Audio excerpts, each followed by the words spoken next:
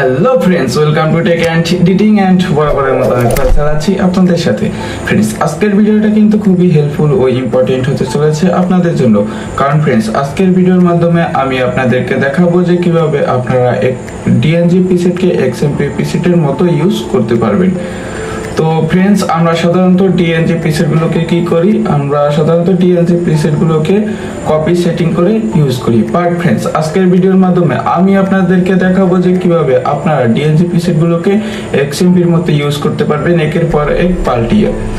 তো ফ্রেন্ডস, এই জন্য আপনাদেরকে ভিডিওটা কন্টিনিউ করতে হবে, অ্যান্ড ভিডিওটা কন্টিনিউ না করলে কিন্তু আপনি এই কাজটি করতে পারবেন না। তো ফ্রেন্ডস, চলুন বেশি কথা না বলে ভিডিওটি শুরু করি। অ্যান্ড ফ্রেন্ডস, ভিডিও শুরু করার আগে আপনি যদি আমাদের চ্যানেলে নতুন হয়ে থাকেন তাহলে আমাদের চ্যানেলটি সাবস্ক্রাইব করে পাশে থাকা বেল আইকন অল করে দিন, যাতে সবার আগে আরো নতুন নতুন ভিডিওগুলো আপনার কাছে পৌঁছে যায়।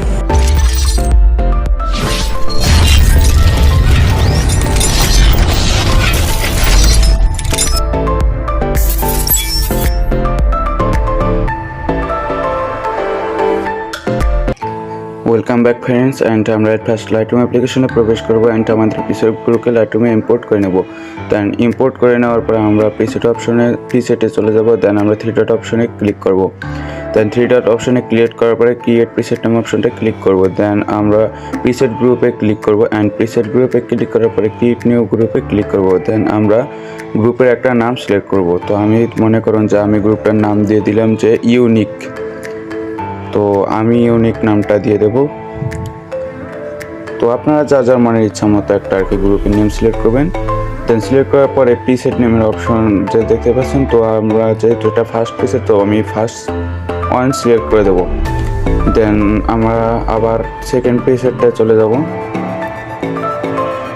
সেকেন্ড প্রিসেটটা চলে আসার পর আবার 3 ডট অপশনে ক্লিক করব। দেন ক্রিয়েট প্রিসেট অপশনে ক্লিক করব, অ্যান্ড প্রিসেট নেমের জায়গায় আমরা সেকেন্ড যেহেতু প্রিসেট, তো আমরা 2 দিয়ে দেব। তো 2 দিয়ে দেওয়ার পরে ফ্রেন্ডস, এভাবে আমরা আরও বেশ কিছু প্রিসেট নেব। সেম প্রসেসে আমরা কিছু প্রিসেট নেব।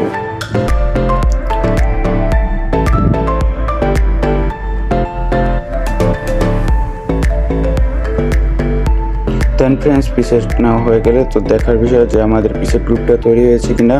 তো এই জন্য আমাদের একটা ফটো সিলেক্ট করতে হবে, যে তো আমি একটা ফটো আর কি ফার্স্টে সিলেক্ট করব।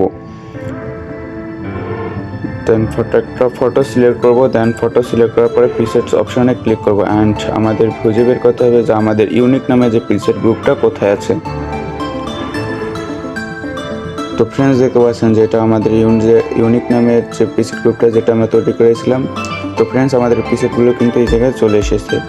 তো দেখেন ফ্রেন্ডস, আমাদের প্রতিটা প্রিসেটে কিন্তু এরকম কাজ করছে, যেরকম আমরা এক্সএমপি প্রিসেটগুলো ইউজ করে থাকি।